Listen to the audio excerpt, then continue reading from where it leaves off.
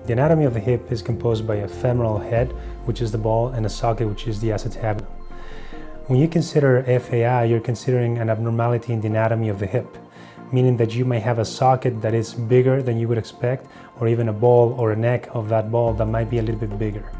What happens is that instead of rubbing against each other on the cartilage, when you have impingement, you have a bony prominence or a bump inside the hip that is going to damage the labrum or the cartilage. This is a fairly common disease, but not always is symptomatic, meaning that most patients will have FAI or femoroacetabular impingement without feeling any symptoms. When it becomes symptomatic, it's important that you consult your doctor, because most of the times this can be treated in a non-surgical fashion, meaning that this can be treated with non-operative measures such as physical therapy, such as activity modification, weight management, etc.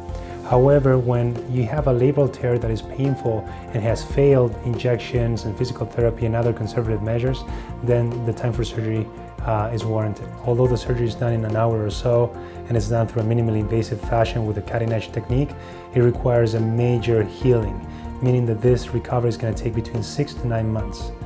The rehabilitation starts on day 1 with physical therapy, and patients are usually on crutches for 4 to 6 weeks with partial weight bearing.